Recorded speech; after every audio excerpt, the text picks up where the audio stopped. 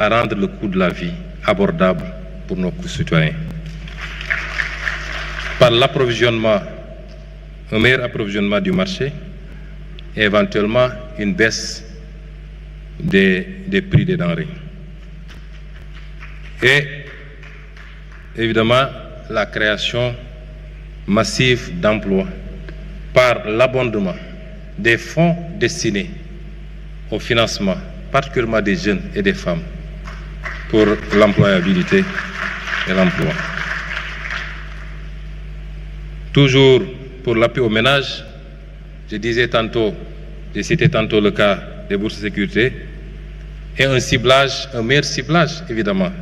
Quand on dit cibler les subventions, certains proposent souvent de supprimer carrément les subventions et de faire des transferts cash qui profitent à partir du fichier RNU, qui nous permet de connaître les ménages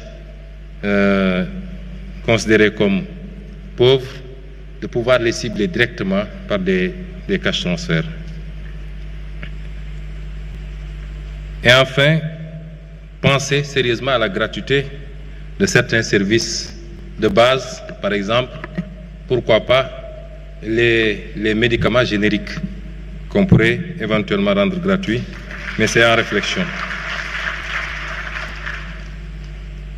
Pour le second point, c'est le soutien au secteur privé national et la libération des énergies créatives. L'accès au foncier revient parce qu'entreprendre nécessite, pour la plupart du temps, de pouvoir accéder au foncier.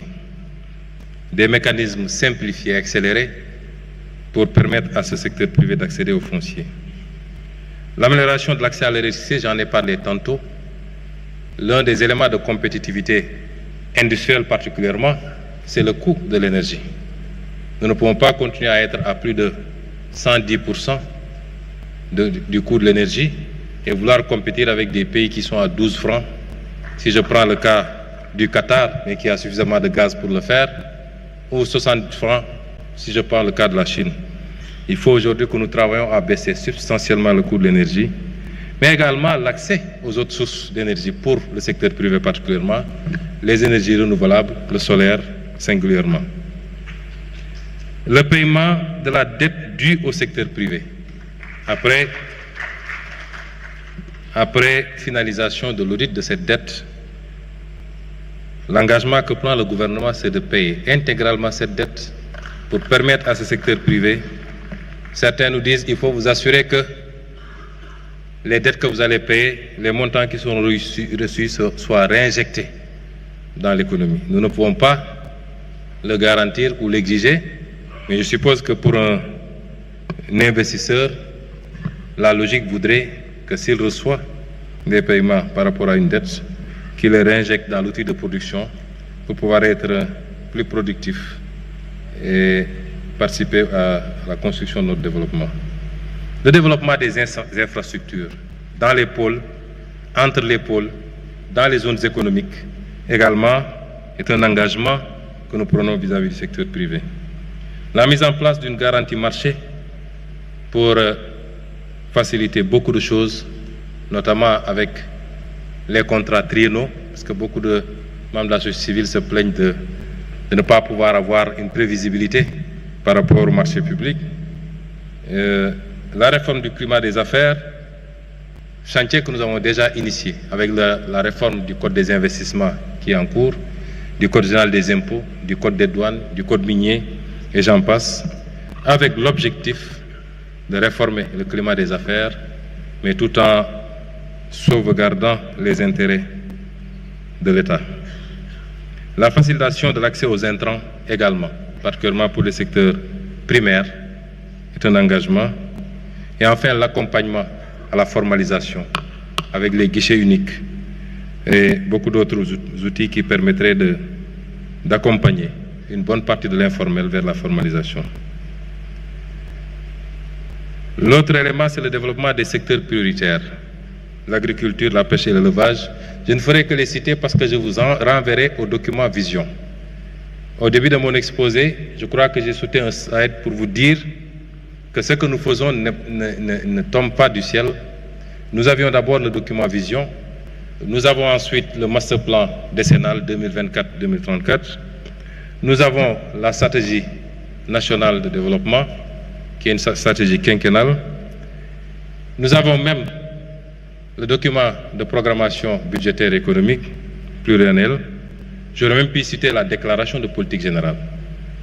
Mais ceci participe de ce premier point qu'on a appelé le redressement.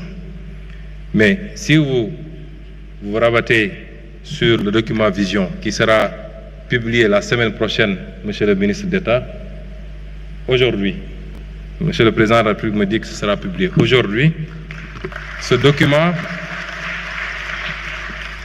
tout ce que je vais développer ici et dans ce document, les offres et les projections sur les secteurs de l'agriculture, de la pêche et de l'élevage, la filière viande et lait, les industries légères, parce que dans le phasage, nous considérons qu'aucun pays ne s'est levé pour aller tout de suite vers les industries lourdes. Il faut pouvoir faire un ciblage, y aller méthodiquement. Donc, le fer, la métallurgie et la sidérurgie, où nous avons des offres concrètes, même si ça semble être des secteurs assez lourds. Et c'est pourquoi le pari de l'énergie est important. Une fois de plus, c'est la mère des batailles. Le logement social, pas ici sous le volet social, mais c'est des entreprises qui viendront faire des offres. L'agro-industrie, le tourisme, les BTP, le numérique, l'industrie pharmaceutique, chimique légère, l'industrie culturelle et créative, le textile habillement, les matériaux de construction et l'agro-industrie. Quels sont maintenant les impacts attendus?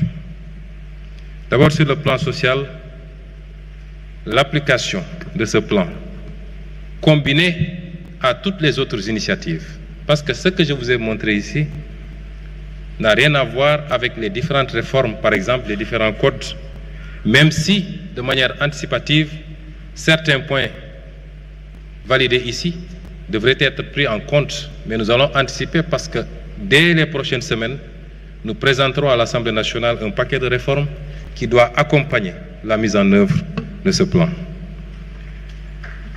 L'amélioration de la situation sociale des ménages en milieu rural et urbain, la facilitation de l'accès aux services sociaux de base, l'adoption de nouvelles mesures de baisse des prix de denrées, le renforcement du socle de protection sociale, la promotion de l'entrepreneuriat pour les jeunes et les femmes. Je pense que je peux passer sur ces slides puisque j'ai déjà détaillé ces aspects plus haut. Et enfin, les impacts budgétaires attendus. C'est que ces ressources que nous voulons mobiliser conforteront la position de l'État par rapport à nos ambitions de souveraineté. Je le rappelle encore, il ne faut pas qu'on fasse des confusions. La souveraineté ne veut pas dire l'autarcie. Vous entendez des gens qui vous disent, oui, ils parlent de souveraineté, pourtant ils empruntent. Ce n'est pas ça la souveraineté. La souveraineté, c'est avoir le choix dans les schémas que vous mettez en place, qu'on ne vous impose pas des modèles. C'est de pouvoir dire, ma priorité, c'est de mobiliser sur les marchés, dans les conditions les plus favorables, les taux les plus favorables, les maturités les plus favorables, et de ne recourir au multilatéral et notamment au FMI qu'en dernier ressort parce que je n'aurai pas d'autre solution. C'est le contraire de ce qu'on fait actuellement. C'est ça la souveraineté. Mais ce qui vous permet d'être à l'aise sur ça, c'est votre capacité à mobiliser des ressources endogènes, à assainir votre cadre macroéconomique. Et c'est ce travail qui va nous permettre effectivement de conforter la position de l'État. C'est le respect de nos engagements internationaux qui seront plus facilités. C'est la contribution.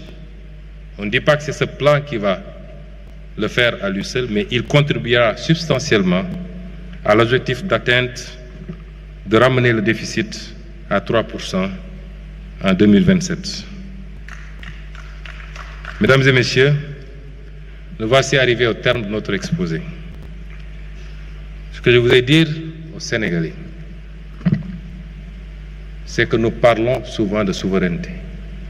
Moom sa bopp, mais moom sa bopp am na lu ko jiitu. Li ko jiitu mooy mënal sa bopp.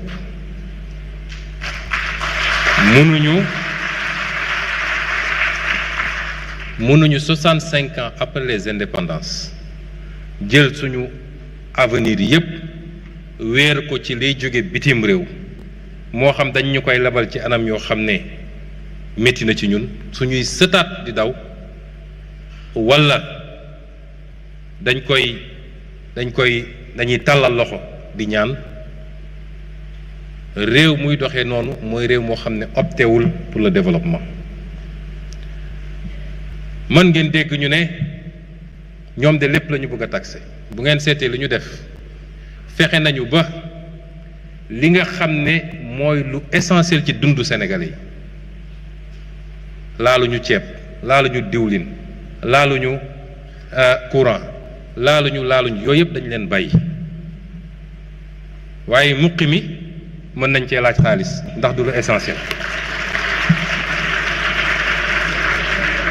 xoos bi mën nañ cee laaj xaalis parce que du lu essentiel ak yeneen yoo xam ne nañ ko tëggee nit ki koy def imma du ko yéeg bu koy def parce que taxe indirecte la c'est indolore wala même bu ko yéegee njëriñ bi mu koy jural moo ëpp solo ndax ki nga xam ne génne na pour am bail wala titre foncier mu war koo téye giiru dundam bu fi jógee jox ko doomam kooku jox ko sëtam loolu njëriñ gi mu koy jural moo ëpp solo li mu jotoon a génne pour am loolu kon fexe nañu ba dugal ci yërmande waaye faw effort am réew du tabaxu ci kenn ku ne di xaar moroomam def wala ñu jàpp ni président Bassirou Diomaye Faye mooy ubbi